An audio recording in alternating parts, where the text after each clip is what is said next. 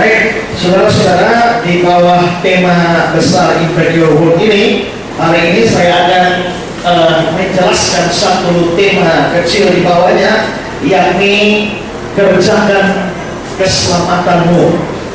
Kerjakan keselamatanmu. Dan saudara-saudara, kata-kata kerjakan keselamatanmu ini adalah suatu pernyataan yang eksplisit di Alkitab, bahwa memang Alkitab bicara, ada kalimatnya yang menyuruh orang Kristen itu kerjakan keselamatan.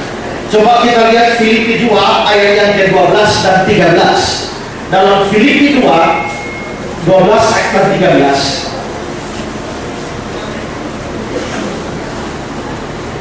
Slide-nya di belakang.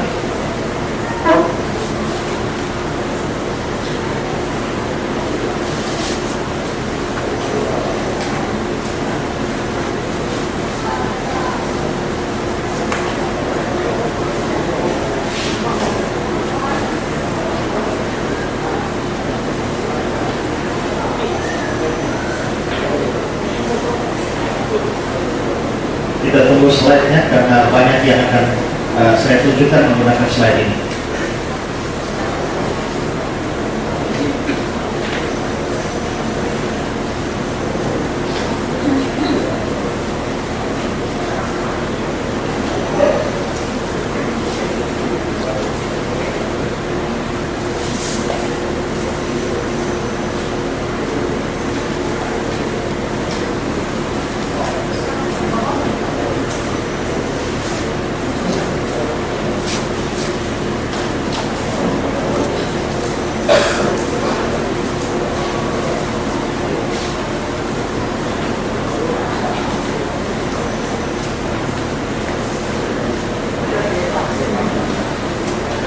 Ya, baik saudara-saudara, nanti sudah tinggal perhatikan saja di slide semua ayat yang saya pakai sudah saya siapkan di sini. Nah, kita melihat Filipi pasal yang kedua ayat 12-13. Saya minta kita sama-sama baca ayat ini. Filipi 2 12-13. 2, 3. Hai saudara-saudaraku yang dikasihi, aku senantiasa taat, karena itu tetaplah kerjakan keselamatanmu dengan takut dan gentar, bukan saja tapi terlebih pula sekarang waktu aku tidak hadir, karena Allah lah yang mengerjakan di dalam kamu baik kemauan maupun pekerjaan menurut kehendak. Tadi saya bilang bahwa kata-kata kerjakan keselamatanmu ini secara eksplisit dibicarakan di dalam ayat ini, dan itu nyata di dalam ayat yang ke-12 tadi ya, dikatakan bahwa tetaplah kerjakan keselamatanmu. Nah, kita membaca ayat 12 dan 13 ini ya, kita membaca ayat 12 dan ayat 13 ini, dan sebenarnya saudara-saudara, semua ayat ini, ayat 12-13 ini intinya ada di sini. Kerjakan keselamatanmu. Semua kalimat sebelum dan sesudahnya itu hanya mau menjelaskan konsep kerjakan keselamatan ini. Jadi ayat 12 yang mengatakan, hai saudara-saudara, kamu senantiasa taat. Nah, itu menjelaskan kerjakan keselamatan. Juga selanjutnya, kalimat selanjutnya, dengan takut dan gentar, bukan saja seperti waktu aku masih hadir, tapi terlebih pula sekarang waktu aku tidak hadir, karena Allah lah yang mengerjakan dalam kamu baik kemauan pekerjaan menurut kehendaknya. Semua hanya menjelaskan kalimat kerjakanlah keselamatan. Jadi memang tepat kalau kita misalnya mesti menarik intisari dari dua ayat ini, maka sebenarnya ini intisarinya adalah kerjakan keselamatan. Karena itu pada pagi hari ini saya ingin mengajak kita belajar dari sini, dan ada dua hal yang mau saya sampaikan pada pagi hari ini. Yang pertama adalah kita terus slide-nya ya. Yang pertama adalah mari kita memahami apa artinya mengerjakan keselamatan itu. Apa artinya ketika teks Alkitab berkata mengerjakan keselamatan? Apa artinya? Nah, saudara-saudara, sebelum saya beritahu artinya, perlu diketahui bahwa beberapa orang atau cukup banyak orang memakai ayat ini untuk mengatakan bahwa keselamatan kita itu adalah hasil kerja kita. minimal adalah hasil kerjasama kita antara kita dan Allah. Banyak orang berpendapat demikian, saudara-saudara, karena di situ dikatakan kerjakanlah keselamatanmu. Berarti saya mesti bekerja untuk keselamatan saya. Ini ayat seringkali ditafsirkan demikian, atau saya bilang minimal orang menganggap bahwa keselamatan saya itu adalah hasil kerjasama antara Allah dan saya. Ya, Allah mengerjakan keselamatan tanpa saya, lalu jadilah keselamatan atau saya diselamatkan. Tapi saudara-saudara, ini sebenarnya pemahaman yang salah atau salah menafsir ayat ini.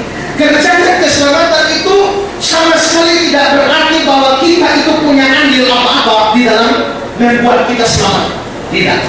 Kalau kita membaca di Alkitab, ada terlalu banyak ayat yang mengatakan bahwa selamatnya kita itu bukan karena hasil usaha kita, bukan karena pekerjaan kita, bukan karena amal baik kita. Sama sekali tidak ada. Saya mau menunjukkan dua ayat, Roma 3, 23 dan 24. Nah, dalam Roma 3, 23 dan 24 dikatakan, karena semua orang telah berbuat dosa dan telah menghilangkan kemuliaan Allah. Kalau ayat 24, dan oleh kasih karunia telah dibenarkan dengan cuma-cuma. Berarti saudara diselamatkan ini itu dengan cuma-cuma. Kalau ada sesuatu yang saudara kerjakan, itu bukan namanya kasih karunia. Apa itu kasih karunia? Kalau saudara kerja sama saya, ya satu hari masuk 5 jam, lalu setiap bulan saya bayar saudara 3-4 juta, itu namanya upah. Itu namanya gaji. Tapi kalau saudara tidak kerja sama saya, tinggal saja di rumah, tiap awal bulan saya panggil sini, nak, ya nih 4 juta, itu namanya kasih karunia. Kalau saudara kerja 4-5 jam saya kasih duit, itu namanya memang hasil kerja, itu hasil usaha. Tapi kalau saudara hanya diam tidur di rumah tiap bulan dapat gaji dari saya, saudara tidak layak menerimanya. Saudara tidak layak menerimanya. Tapi kalau saya kasih, itu namanya kasih karunia. Nah, di sini dikatakan bahwa oleh kasih karunia kamu telah dibenarkan. Masih kurang ditambah kata-kata dengan cuma-cuma. Cuma-cuma itu apa sih? Ya? Gratis. Gratis itu apa sih? Nggak bayar. Nggak bayar. Kalau ada sedikit saja saudara bayar, namanya bukan cuma-cuma. Tapi kalau di sini dikatakan kebenaran kita itu cuma-cuma, artinya kita tidak bayar sedikit pun. Ya. Lalu Roma 3 ayat 27-28. Lanjut. Jika demikian, apakah dasarnya untuk berdagang? Tidak ada. Berdasarkan apa? Berdasarkan perbuatan? No. Melainkan berdasarkan iman. Berarti memang tidak ada unsurnya perbuatan itu menyelamatkan kita. Itu sama sekali tidak ada. Kalau agama lain mengajarkan bahwa perbuatan baik mereka punya andil dalam keselamatan. Tapi agama Kristen mempunyai pengajaran bahwa perbuatan baik manusia di dalam urusan keselamatan itu nol. Saya pernah ketemu saudara satu buku ditulis oleh mu'alaf Insan Momoginta. Lalu buku Insan Momoginta ini judulnya begini, mustahil orang Kristen bisa jawab. Mustahil orang Kristen bisa jawab. Lalu di situ dia dalam bukunya dia memberikan sekitar 12 pertanyaan yang menurut dia mustahil orang Kristen bisa jawab. Dia bahkan berani memberikan sayembara. Kalau ada satu pertanyaan yang bisa dijawab, 10 juta. Pertanyaan kedua bisa jawab 10 juta.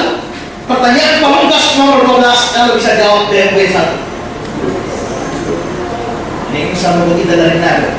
Waktu buku itu sampai di tangan saya merasa tapi yang tidak bisa jawab, saya bisa jawab. Lalu saya kontak Insan Momoginta, saya bisa jawab seluruh pertanyaanmu dalam buku ini. Bukan untuk cari 10 juta, bukan cari BMW. Ya hanya mau membuktikan bahwa orang Kristen bisa jawab. Akhirnya konek sama Ihsan Bapak kita, lalu dia mengatakan sekian lama belum pernah ada orang Kristen terima tantangan ini. Ada orang Kristen yang terima tantangan saya, oke. Lalu dibuatlah acara pertemuan debat terbuka antara saya lawan Ihsan Bapak kita di Universitas Sidoarjo. Dan temanya adalah apakah manusia selamat karena iman atau karena perbuatan baik.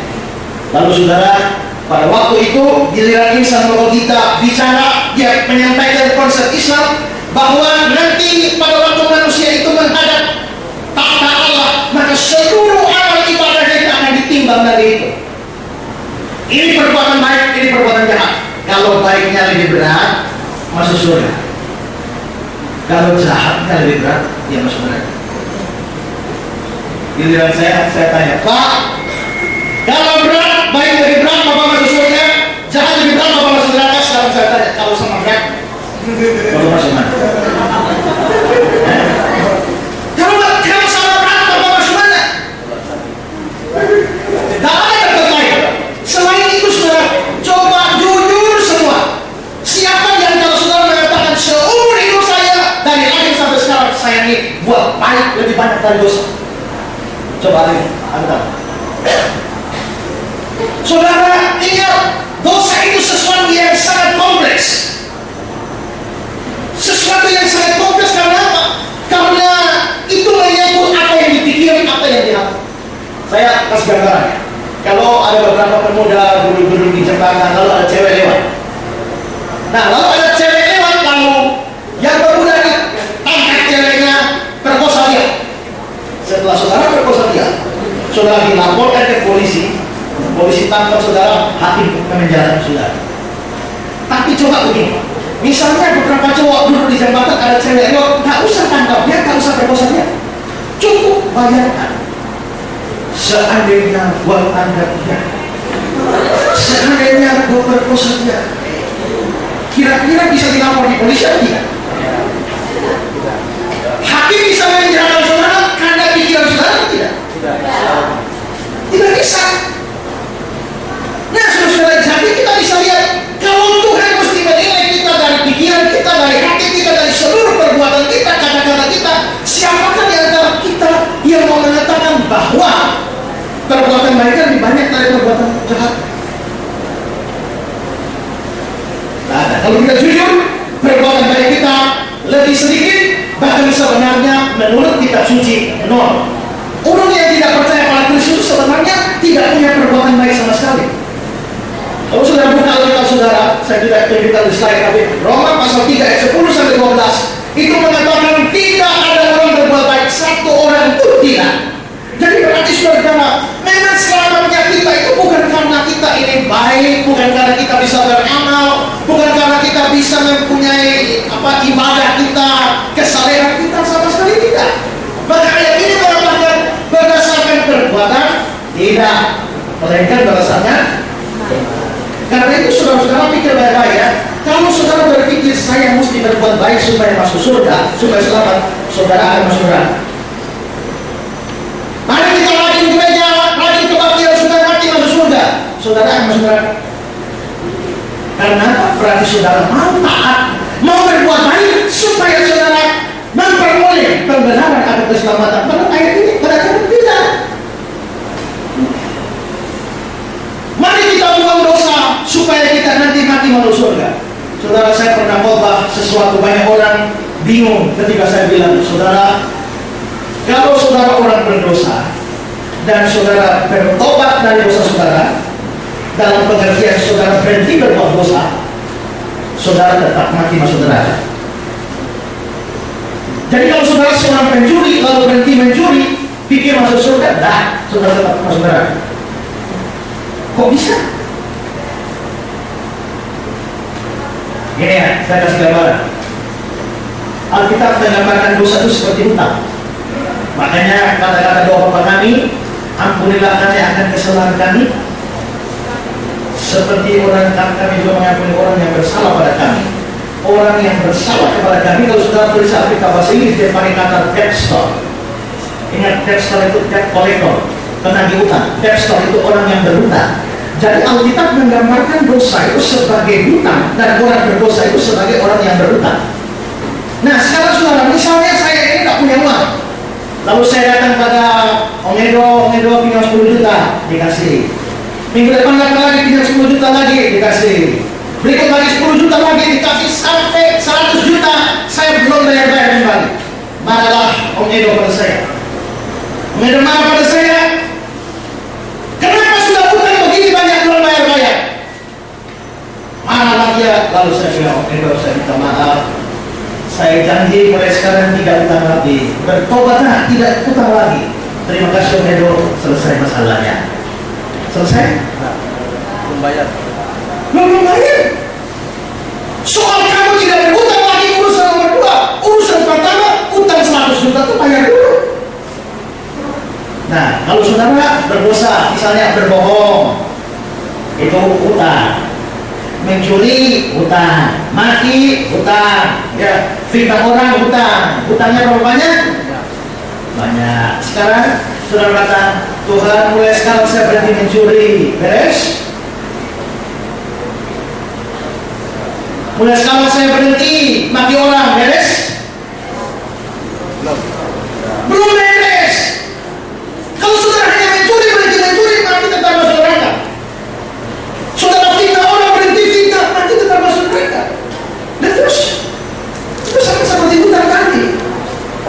Hutangnya mesti bayar dulu. Habis itu baru bertobat, berhenti hutang. Nah, mencuri, saudara sudah mencuri dari tahun 2000. Sudah maki orang dari tahun 95. Nah, itu hutang kan banyak. Sekarang saudara, sebelum bertobat, bayar hutang. Sekarang siapa yang bayar? Bisa bayar? Tak bisa bayar kan?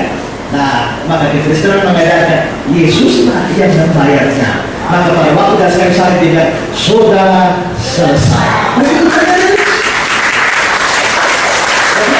Jadi hutangnya bayar dulu, habis itu nomor 2 baru bertobat. Kalau bertobat saja tanpa hutang dibayar, sudah tetap masuk neraka. Karena itu maka saudara yang tidak punya pembayar hutang, saudara rajin gereja pun, saudara rajin ibadah, ikut acara ini pun, saudara mampu masuk neraka. Ya, nah jadi selama itu memang sama sekali bukan karena perbuatan baik kita. Nah ini dikontraskan, saudara ingat bahwa surat Filipi ditulis oleh Paulus, tapi surat Efesus juga ditulis oleh Paulus. Maka Paulus kalau dia menulis surat Filipi, menulis surat Efesus, tidak mungkin dia bertentangan dengan diri sendiri. Sekarang coba bandingkan satu ayat dari surat Efesus dengan teks kita. Terus, saudara lihat Filipi 2 ayat 12, kerjakan keselamatanmu. Tapi Efesus 2 ayat yang ke-9, itu bukan hasil pekerjaanmu. Bagaimana di sana suruh kerjaan, tapi yang di sini kan itu bukan hasil pekerjaan. Kebenaran kita bukan hasil pekerjaan kita. Karena itu tidak mungkin Filipi pasal 2 ayat 12 itu berarti kita bekerja supaya kita selamat, tidak. Ya. Karena ini berarti bahwa Paulus bertentangan dengan diri sendiri. Nah, jadi saudara-saudara, di sini kita sadar bahwa memang dosa menurut kekristenan itu berbeda dengan semua agama yang lain. Dosa menurut kekristenan itu lebih daripada setumpuk perbuatan jahat. Tapi ini masalah hati. Saya ingat pendeta Rapat dari Jakarta bilang begini, macan itu binatang buas. Ya, anaknya macan, binatang buas itu bukan? Binatang buas itu bukan? Waktu macan terkam kambing, dia binatang buas? Waktu macan tidak terkam kambing, macannya tidur-tidur saja. Berarti macan itu tetap buas, dia terkam kambing atau tidak terkam kambing? Saudara ini keturunan orang berdosa, sama seperti macan tadi. Kalau macan, anaknya macan, pasti macan, ya kan? Kalau macan binatang buas, anaknya binatang buas juga. Adam dan Hawa berdosa. Saudara ini turunan Adam dan Hawa. Saudara orang berdosa. Waktu saudara mati, saudara berdosa. Waktu saudara curi, saudara berdosa. Ya, waktu korupsi berdosa. Waktu tidak korupsi, tidak mati, apa? Tidur-tidur saja tidak bikin apa-apa, berdosa juga. Makanya kita bilang sejak dari kandungan kamu itu sudah termasuk orang berdosa. Mazmur 21 ayat yang ke-7. Ya, jadi di sini kita bisa lihat dosa tidak bisa diselesaikan dengan perbuatan baik, dan karena itu saudara, Filipi 2 ayat 12 tidak bisa diartikan sebagai kita harus mengerjakan atau bekerja supaya kita selamat. Nah, kalau begitu apa artinya mengerjakan keselamatan? John Calvin berkata bahwa keselamatan di sini mempunyai arti yang berbeda. Dia mengatakan bahwa keselamatan yang dibicarakan dalam teks ini adalah wilayah sejak kita percaya sampai kita masuk surga. Jadi saudara percaya Yesus di situ di titik merah ya. Saudara percaya Yesus itu, lalu saudara akan masuk surga di sini. Nah, selama saudara sejak dari percaya sampai saudara masuk surga, itu namanya adalah wilayah keselamatan. Nah, kerjakanlah keselamatanmu ini dalam bahasa asli kitab suci itu dia menggunakan kata katergasomai. Katergasomai itu artinya selesaikanlah. Jadi saudara percaya Yesus di sana, nanti masuk surga di sini, tapi sekarang kan belum masuk surga. Jadi maksudnya apa? Kerjakanlah itu artinya selesaikanlah. Mulai dari titik merah sana sampai masuk surga, saudara mesti menyelesaikan semua itu. Tidak boleh stop di tengah jalan. Itu maksudnya kerjakan keselamatan. Ya. Jadi, saudara-saudara, kapan saudara mulai selamat? Kapan saudara dikatakan mulai selamat? Itu kapan? Coba lihat Lukas 19 ayat 9. Cerita Sakeus. Ya, ayat 1 Petrus 1 ayat 5. Yaitu kamu yang dipelihara dalam kekuatan Allah karena imanmu, sementara kamu menantikan keselamatan. Menantikan keselamatan. Sudah selamat? Masih menantikan. Ya, masih menantikan. Tapi kalau kita lihat Lukas 19 ayat 9, pada pengalaman saya itu tidak, hari ini telah terjadi keselamatan kepada umat ini. Berarti orang itu mulai selamat persis dia percaya Yesus. Tapi di sini di dalam 1 Petrus ini dikatakan kamu menantikan keselamatan. Kok masih dinantikan? Karena sudah selamat. Nah, saudara, di sini kita sudah selamat, tapi di sini kita masih menantikan keselamatan. Artinya, saudara, waktu saudara percaya Yesus sudah selamat, tapi kepenuhan keselamatan itu ada di sini. Nah, saudara, di dalam saudara sudah selamat untuk mencapai kepenuhan keselamatan di tengah-tengah wilayah inilah di situ disebut sebagai the way of salvation. Kalau saudara lihat gambar berikut ini, nah ini titik saudara percaya itu sampai masuk surga. Nah, disinilah suatu perjalanan keselamatan saudara. Nah, saudara, dari titik merah sampai titik kuning itu, saudara buat apa di sini? Semua kegiatan yang saudara isi dari titik merah sampai titik kuning itulah yang disebut sebagai mengerjakan keselamatan. Tapi keselamatannya sudah ada di titik merah. Keselamatannya akan penuh di titik kuning. Tapi apa yang saudara kerjakan dari titik merah sampai titik kuning itu yang disebut sebagai mengerjakan keselamatan. Jadi saudara misalnya kira-kira dari titik merah sampai titik kuning ini kita bikin apa saja?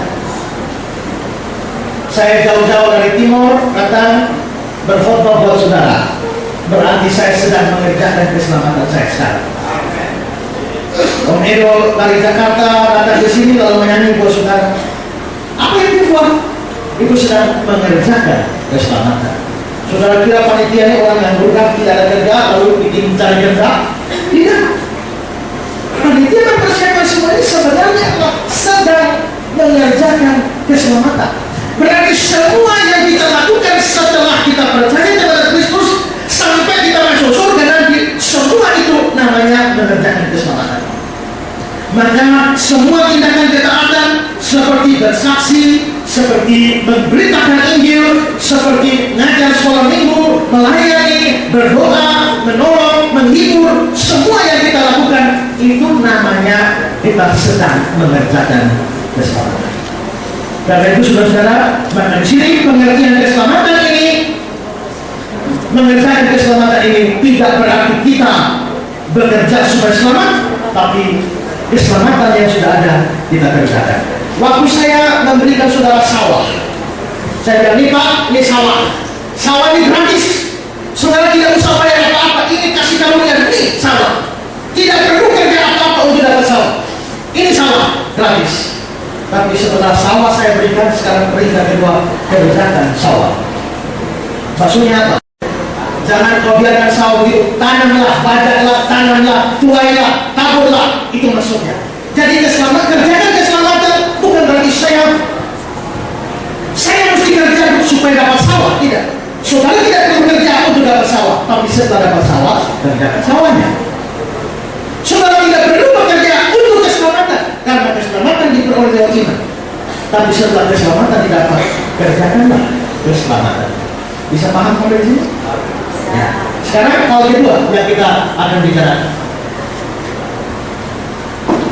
Terus, bagaimana mengerjakan keselamatan ini? Nah, teks kita hari ini memberitahu kita beberapa hal untuk mengerjakan keselamatan. Yang pertama adalah keselamatan kita itu harus dikerjakan terus menerus. Slide-nya. Ya, karena ya, kembali dulu slide-nya. Keselamatan kita itu harus dikerjakan terus menerus. Mari lihat ayat 12. Hai saudara-saudaraku yang kekasih, kamu senantiasa taat. Karena itu tetaplah kerjakan keselamatan. Perhatikan kata-kata yang saya garis bawahi. Kamu senantiasa, karena itu tetaplah. Dua kata ini, senantiasa dan tetaplah, ini mempunyai pengertian yang hampir sama. Dalam pengertian maka kerjaan keselamatan itu harus dilakukan secara terus menerus. Tadi saya sudah singgung bahwa kata Yunani-nya adalah katergasomai, yang artinya adalah selesaikan. Jadi apa artinya? Artinya adalah di dalam mengerjakan keselamatan kita, dari titik kita mulai percaya sampai kita masuk surga, kerjaannya tidak boleh berhenti, kerjaannya tidak boleh stop. Ada banyak orang mengerjakan keselamatan dengan semangat pada awal dia percaya Yesus, tapi pada saat dia mulai terus bertahun-tahun percaya kepada Yesus, maka dia sudah kehilangan semangat di dalam mengerjakan keselamatannya. Semua yang kita lakukan bagi dunia ini, bagi lingkungan kita, bagi gereja kita, bagi kekristenan, bagi kebenaran, itu adalah mengerjakan keselamatan. Tapi apakah kita cukup punya konsistensi di dalam mengerjakan keselamatan itu? Orang kalau baru percaya kepada Yesus, semangatnya luar biasa. Dia bisa melakukan apa saja, dia bisa pelayanan kemana saja, dia bisa berkorban apa saja untuk Tuhan. Dia mengerjakan keselamatan. Tapi begitu 5 tahun, 6 tahun, 7 tahun, 10 tahun, apakah mereka masih tetap konsisten dengan pekerjaan atau pelayanan itu atau tidak? Saudara-saudara, kalau itu tidak dilanjutkan, maka kita tidak terus-menerus mengerjakan keselamatan. Kalau kita lihat Roma 12 ayat 11, Roma 12 ayat 11 mengatakan begini, janganlah hendaknya kerajinanmu kendor, biarlah rohmu menyala-nyala dan layanilah Tuhan. Saudara-saudara, ada banyak kesulitan pada waktu kita mulai mau bersaksi untuk Tuhan. Ada banyak persoalan pada waktu kita mengambil keputusan melayani Tuhan atau berkarya bagi Tuhan. Dan ini membuat banyak orang mundur. Dulu waktu saya masih di kampus teologi, kami biasa di kampus teologi itu bangun pagi semua mulai kerja, cuci WC, kamar mandi, siram bunga, potong rumput dan lain sebagainya, ngepel. Dan saya ingat pada waktu itu ada satu anak orang kaya masuk kampus. Di rumah tidak pernah kerja apapun, tapi begitu masuk kampus lalu harus kerja. Orang kalau ngepelan itu kan pegang kainnya mundur ya, mundur. Dia pegang kain sambil maju, habis ngepel tidak lagi. Sambil ngepel saudara, air mata tumpah. Menangis karena apa? Di rumah tidak pernah kerja seperti ini. Menangis, ini mestinya pekerjaan si bibi, kenapa saya mesti kerjakan? 2 bulan sekolah teologi hilang. Artinya apa saudara? Dia mengerjakan keselamatan, tapi dia tidak terus menerus. Orang ikut Tuhan tidak boleh mundur. Orang layani Tuhan tidak boleh mundur. Orang berkarya bagi Tuhan tidak boleh mundur dalam kondisi apapun. Napoleon udah pakai pada waktu dia dengan pasukannya mau menyerbu satu pulau. Mereka menyerbu pulau itu hanya bisa dijangkau dengan perahu sampah. Dan saudara, begitu mereka mendarat, tentara-tentaranya langsung menyembunyikan perahu-perahu di rumput-rumput, pohon-pohon, supaya apa? Kalau diserang dan kalah, angkat perahunya dan kabur. Tapi saudara-saudara, Napoleon bilang begini, sebelum kita nyerang itu pulau, kumpul semua perahu, bakar. Habis bakar baru kita maju. Artinya apa? Artinya sekali maju, terus maju, tidak boleh mundur. Itu kamu seorang Kristen seperti itu. William Barclay misalnya, dia menceritakan satu cerita, ada pemuda yang mau menyeberang got. Ini got ini kira-kira dari sini sampai segitu, dan dia mikir-mikir, kalau saya loncat pasti lewat. Maka dia mulai ambil ancang-ancang, pas mau loncat, begitu mau loncat dia bilang, rasanya dah lewat, tak jadi dah, pulang. Tapi dia waktu pulang dia bilang, rasanya bisa. Dia balik lagi, dia lihat ukur-ukur, rasanya memungkinkan. Dia ambil ancang-ancang lain, pas mau loncat dia bilang, aduh kayaknya tak bisa. Pulang saja lah. Waktu pulang dia bilang, masa tak bisa sih? Memangnya berapa meter? Pasti bisa. Dia lihat lagi, ini mesti, kali ini mesti lewat. Lalu pada waktu dia mau loncat, iya loncat. Aduh, rasanya tak bisa. Waktu pulang dia bilang, kayaknya bisa. Tapi setelah dia lihat begini, dia bilang, kalau begini tidak jalan. Dia berdiri di muka got itu, buka baju, buang ke sebelah. Buka celana, buang ke sebelah. Buang ke sepatu, buang ke sebelah. Dompet, buang ke sebelah. Lalu dia bilang, sekarang tidak boleh pulang lagi. Kenapa? Baju sudah di sebelah, dompet sudah di sebelah, celana sudah di sebelah. Satu-satunya jalan akan maju terus, tidak boleh mundur. Seharusnya prinsip kita begitu. Kerjakan keselamatan ini, apapun terjadi, tidak boleh mundur. Bagi saudara yang ngajar sekolah minggu, bagi saudara yang terlibat di dalam pelayanan pemuda, bagi saudara yang terlibat di dalam pelayanan gerejawi, atau karya-karya apa saja bagi pekerjaan Tuhan, mengerjakan keselamatan, saudara tidak boleh mundur. Karena apa? Nasihatnya adalah lakukan terus menerus senantiasa. Itu yang pertama. Lalu yang kedua adalah keselamatan kita itu harus dikerjakan tanpa bergantung pada orang lain. Tanpa bergantung pada orang lain. Kita lihat ayat 12. Hai saudara-saudara yang dikasih, kamu senantiasa taat. Karena itu tetaplah kerjakan keselamatanmu dengan takut dan gentar. Perhatikan kata-kata yang saya garis bawahi. Bukan saja seperti waktu aku masih hadir, tapi terlebih pula sekarang waktu aku tidak hadir. Paulus yang melayani orang-orang Filipi, sangat mungkin bahwa orang-orang Filipi ini mau taat, mau kerjakan keselamatan semacam Paulus ada. Tapi begitu Paulus pergi, mereka lalu akhirnya kehilangan figur pimpinan, membuat mereka lalu akhirnya batal atau mundur dari kerjakan keselamatan. Karena itu di sini Paulus memberi penasihat pada mereka, kerjakan keselamatanmu waktu aku ada maupun aku tidak ada. Artinya apa? Artinya adalah bahwa mereka harus mengerjakan keselamatan tanpa bergantung kepada manusia tertentu atau tokoh tertentu atau orang tertentu. Ada banyak anak Tuhan yang hanya mau mengerjakan keselamatan mereka bergantung kepada manusia. Kalau ada pendetanya, dia taat sekali. Tapi begitu tidak ada pendetanya, dia tidak taat. Ada banyak anak Tuhan yang kalau ada pimpinannya, dia rajin sekali. Tapi begitu tidak ada pimpinannya, dia tidak rajin. Ada orang tuanya, dia jujur. Begitu tidak ada orang tuanya, dia tidak jujur. Banyak kali orang seperti itu. Dan mungkin saudara, menurut saya ada orang-orang seperti Barak yang dibicarakan dalam Hakim-Hakim 4 ayat 8. Dalam Hakim-Hakim 4 ayat 8 itu dikatakan begini. Jawab Barak kepada Deborah, jika engkau turut maju, aku pun maju. Tapi jika engkau tidak turut maju, aku pun tidak maju. Apakah ada di antara saudara seperti itu? Kalau dia maju, saya maju. Kalau dia tidak maju, saya tidak maju. Kalau dia lakukan, saya lakukan. Kalau dia tidak lakukan, saya tidak lakukan. Kalau dia kerjakan, saya kerjakan. Kalau dia tidak kerjakan, saya tidak kerjakan. Kalau dia terus, saya terus. Kalau dia stop, saya stop. Nah, di sini kita dinasihati bahwa kerjaan keselamatan itu tidak boleh bergantung kepada orang, tidak boleh bergantung kepada manusia. Dan lalu yang ketiga ini adalah bahwa kerjaan keselamatan itu harus dengan takut dan gentar. Keselamatan kita harus dikerjakan dengan takut dan gentar. Yang kembali ayat 12. Saudara lihat ya, karena itu tetap kerjakan keselamatanmu dengan takut dan gentar. Waktu saudara mengerjakan keselamatan dibilang takut dan gentar.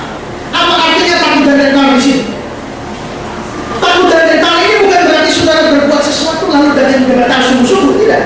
Dengan ketakutan sungguh-sungguh, tidak. Takut dan gentar ini satu istilah yang seringkali muncul di dalam surat-surat Paulus. Dan artinya itu adalah sikap hormat. Saya kasih perbandingan ayat 2 Korintus 7 ayat 14-15. Dalam 2 Korintus 7 ayat 14-15, saudara perhatikan ini. Demikian juga kebenaran kami di hadapan Titus. Yang ini Paulus bicara tentang Titus. Sudah ternyata benar dan kasih Titus bertambah besar dalam kamu apabila ia Titus mengingat ketaatan kamu semua. 13. Bagaimana kamu menyambut kedatangannya dengan takut dan gentar. Jadi orang-orang Korintus ini disuruh untuk apa? Menyambut Titus dengan takut dan gentar. Bukan berarti di hadapan Titus mereka gentar, tidak.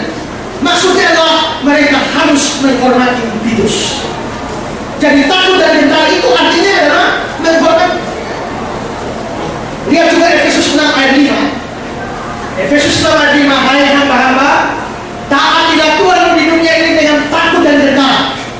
Bukan berarti betul-betul gentar, tapi maksudnya adalah dengan menghormati.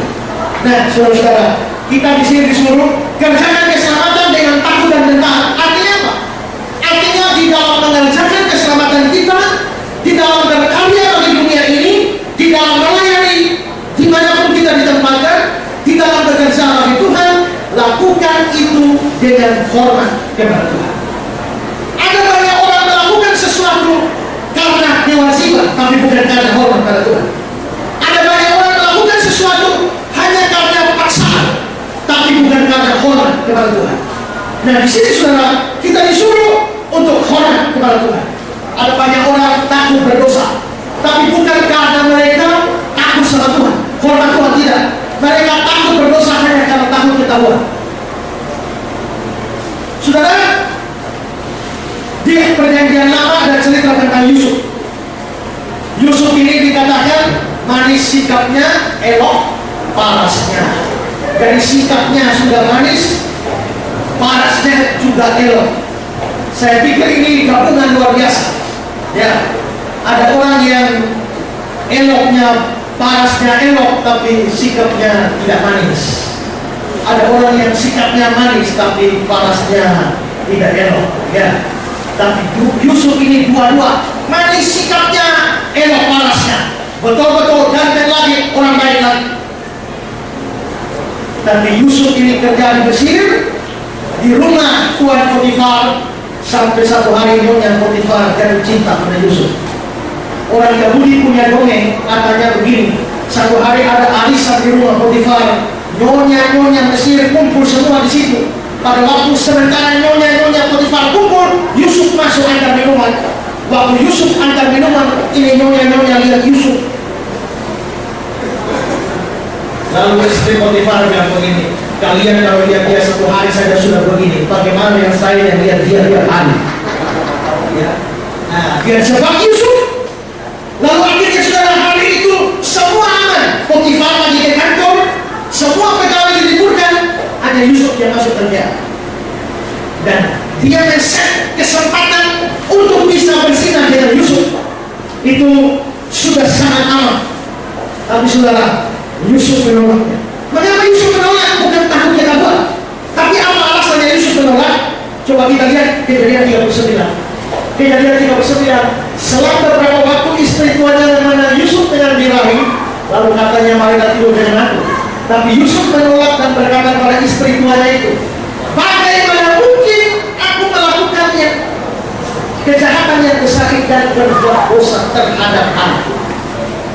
Berarti di sini saudara, Yusuf ini taat kepada Tuhan bukan karena takut ketahuan.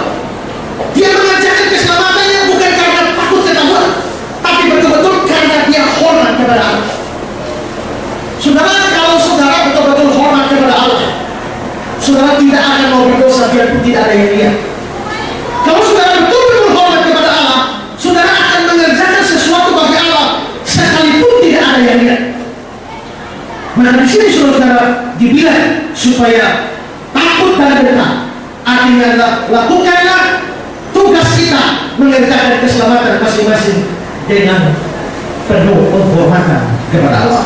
Nah, kalau kita melakukan semacam ini, kekuatan dari Tuhan pasti akan diberikan kepada kita. Di dalam ayat yang ke-13, Filipi pasal 2 tadi dikatakan, karena Allah lah yang mengerjakan di dalam kamu. Dia akan menolong kita mengerjakan. Dan Yohanes pasal 14 ayat 15 itu mengatakan, jikalau kamu mengasihi aku, kamu akan menuruti segala perintah. Jadi saudara-saudara, di sini hari ini kita akan dituntut firman Tuhan mengerjakan keselamatan kita. Nah, tadi saya bilang mengerjakan keselamatan kita adalah seluruh perbuatan kita sejak dari kita percaya sampai kita masuk surga. Seluruh perbuatan itu namanya mengerjakan keselamatan.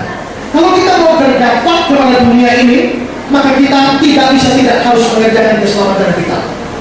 Saudara, saya sudah tidak tahu saudara sudah pernah sungguh-sungguh terima Yesus sebagai Tuhan Juru Selamat saudara atau belum. Tapi kalau saudara betul-betul pernah menerima Yesus sebagai Juru Selamat, maka sejak tadi saudara percaya ini wilayahnya saudara mengerjakan keselamatan. Saudara akan berdampak bagi dunia ini kalau saudara kerjakan keselamatan terus menerus, tidak bergantung kepada orang dan penuh hormat kepada Allah. Ini materi kita hari ini. Sekarang saya berikan kesempatan kepada saudara. Kita masih punya berapa menit? 10 menit. 10 menit. Kalau ada yang mau bertanya silakan. Mau tanya materi ini boleh. Tanya apa saja terserah. Ya. Silakan. Ada? Kita jam 10 ada acara lagi. Ya. Silakan ini juga. Ada mic yang lain?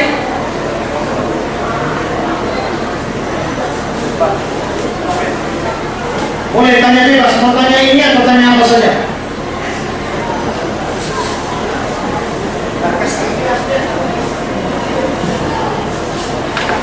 Mari sini. Supaya yang lain boleh dengar pertanyaannya.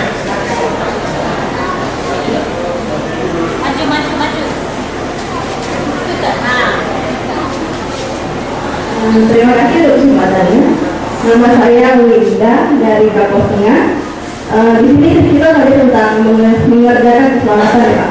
Dan saya juga tadi tertarik dengan Bapak yang sempat bertemu dengan orang yang menyatakan kalau seperti meragukan tentang iman dari Kristen itu sendiri. Beberapa hari lalu sebelum saya kesini, saya seorang arsitek. Saya ketemu klien dan itu dia bukan orang Kristen. Dia bilangnya dia orang Kristen tapi tidak mengakui ketuhanannya Yesus.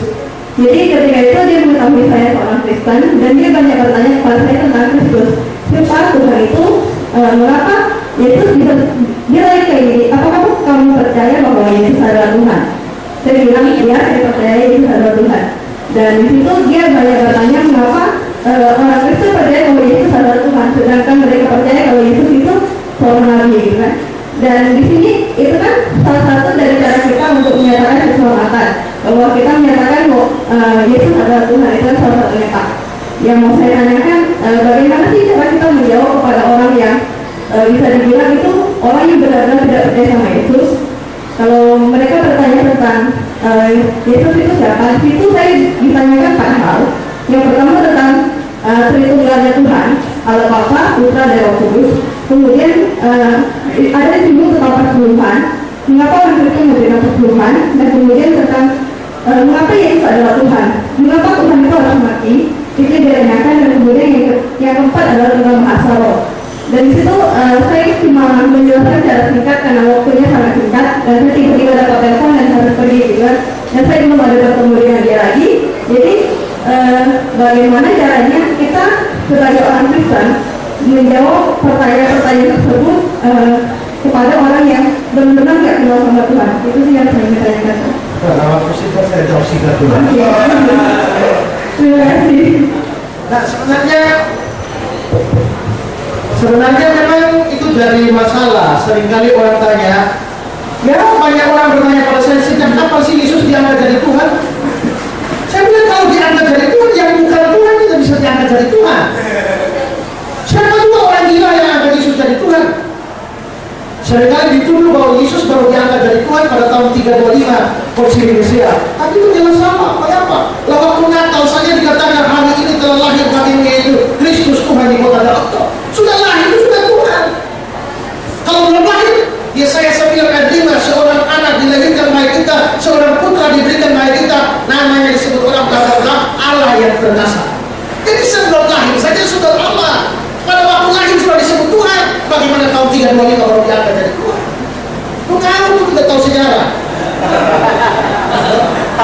Lalu mereka tanya, ya Tuhan kok bisa mati? Nah, saya jawab, kalau Tuhan mau mati bisa atau tidak? Bisa. Tuhan mau mati tidak bisa. Tapi bagaimana supaya mati? Supaya mati dia dari manusia dulu supaya bisa mati. Ya kan? Makanya waktu Natal itu Allah itu datang jadi manusia supaya bisa mati. Makanya Efesus 2:15 bilang dengan matinya dia sebagai manusia. Lalu dalam Filipi pasal 2 dibilang dalam keadaannya sebagai manusia dia telah merendahkan diri dan mati di atas kayu salib. Jadi Yesus itu mati sebagai manusia. Nah, karena itu maka dia bukan manusia yang kita jadikan Tuhan, tapi dia Tuhan yang jadi manusia. Manusia dijadikan Tuhan tidak bisa. Tapi kalau Tuhan mau jadi manusia, susahnya.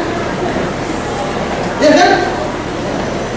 Mereka bilang, bagaimana Tuhan bisa mati? Saya tanya, Tuhan Maha Kuasa? Iya, Maha Kuasa. Maha Kuasa itu artinya apa? Bisa semua. Bisa semua itu apa? Semuanya. Bisa mati.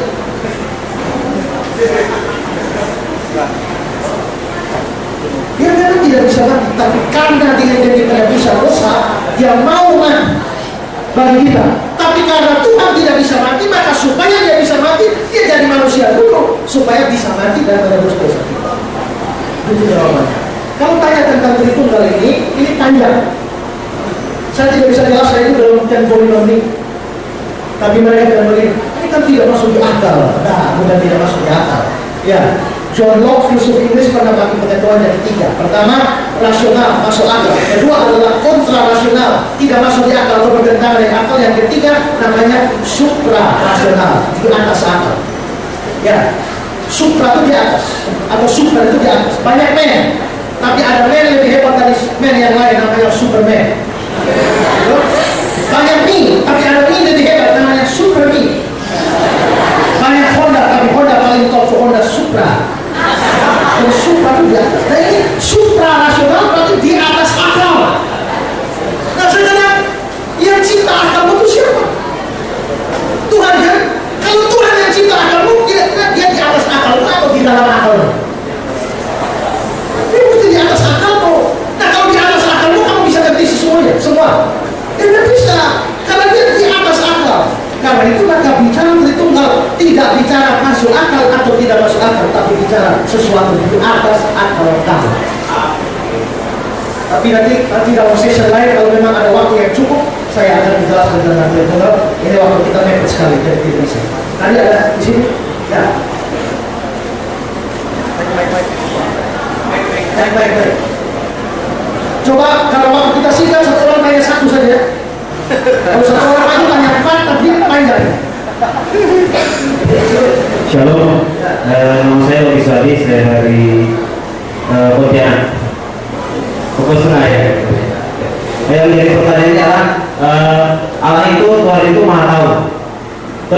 yang jadi pertanyaannya, kenapa dia masih ciptakan manusia? Bahkan dia sempat kecewa saat pada zaman dulu gitu. Yang berikutnya adalah kenapa Allah masih ciptakan manusia, tetapi dia tahu manusia itu masih berdosa dan akan menolak dia. Gitu. Terima kasih. Ya. Waktu Tuhan cipta manusia, apakah dia tahu manusia akan jatuh dalam dosa? Terus kenapa cipta? Saudara, Pendeta Stephen Tong tanya. Ada pertanyaan begini, Pendeta Stephen Tong pernah tanya. Waktu orang buat pesawat, apakah orang sadar bahwa pesawat bisa jatuh? Sadar tidak? Kalau tahu pesawat bisa jatuh, kenapa tetap cipta pesawat?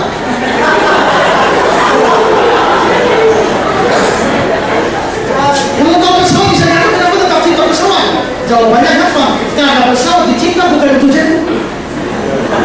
Ya kan? Jatuh itu cuma efek samping. Tapi pesawat dicipta bukan untuk jatuh, ada kepentingan lain yang lebih hebat dari sekedar jatuh. Karena itu biarpun pesawat bisa jatuh, pesawat tetap dicipta karena pesawat dicipta bukan untuk jatuh. Waktu Allah cipta manusia, apakah Allah tahu bahwa manusia akan jatuh dalam dosa? Tahu. Mengapa dia tetap cipta manusia? Karena manusia dicipta bukan untuk jatuh, tapi ada tujuan lebih mulia, yaitu mempermuliakan namanya di muka bumi. Terus, tapi kalau kejadian pasal tadi lalu menyesal Allah kok bisa menyesal? Nah, begini, di dalam Alkitab itu ada satu bahasa, ada satu istilah namanya bahasa antropomorfis. Antropos dan morfe. Antropos itu artinya manusia, morfe itu artinya gambaran. Jadi antropomorfis artinya digambarkan seolah-olah manusia. Jadi seringkali Allah itu dia digambarkan dengan bahasa manusia. Coba saudara, waktu Allah itu cipta hari pertama, kedua, ketiga sampai hari ke-6, lalu hari ke-7 Tuhan Allah bikin apa? Beristirahat. Alkitab bahasa Inggris memakai kata rest.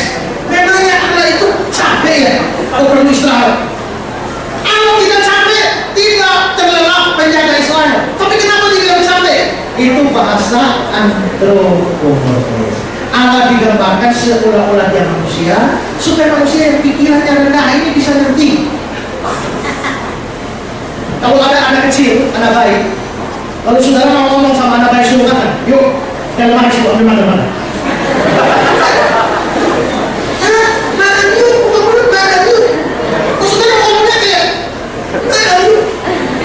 Apakah saudara tidak bisa diamalkan? Bisa, tapi kalau saudara ngomong makan, mana anak ini bisa ngerti? Saudara mesti pakai bahasa dia. Makan yuk, baru dia ngerti. Padahal saudara bisa ngomong makan.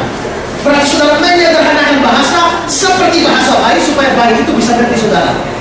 Nah, begitulah Allah. Ya, Allah itu memakai bahasa manusia, bahasa antropomorfis supaya manusia itu bisa ngerti dia. Ya, karena itu maka dia lalu menyesallah Allah. Menyesallah Allah itu hanya bahasa antropomorfis saja, bukan sungguh-sungguh Allah bisa menyesal. Ya, bukan sungguh-sungguh Allah menyesal. Yang mulia dari Israel bukanlah manusia yang tahu menyesal. Dia tidak pernah menyesal karena satu sampai. Ya, jadi itu hanya bahasa antropomorfis. Ada lagi? Ya, silakan di belakang. Baik, Pak. Baik. Pak Ketua, kalau sudah habis waktu tinggal angkat tangan, kita berhenti. Ya, ini terakhir.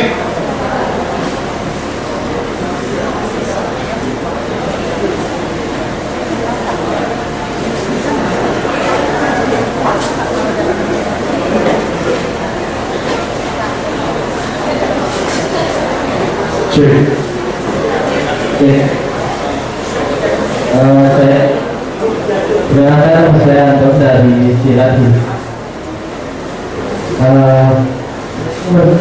Menanyakan tentang keselamatan di titik merah sama kuning tadi.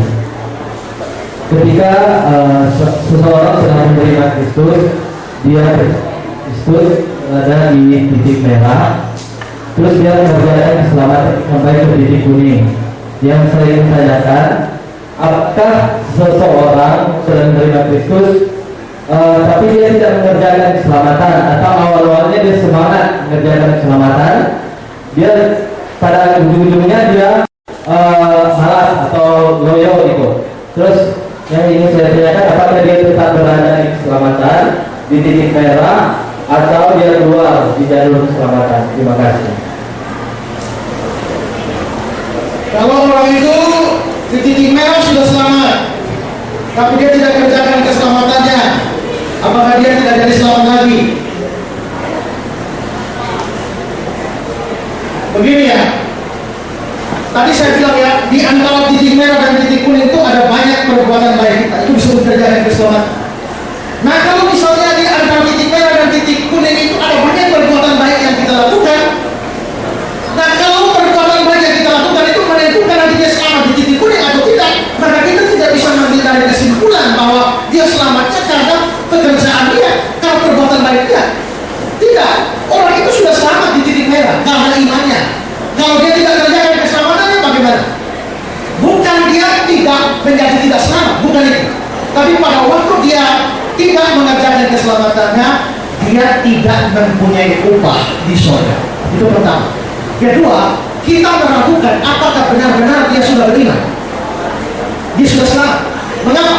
Karena kalau orang beriman, dia pasti diberikan Roh Kudus.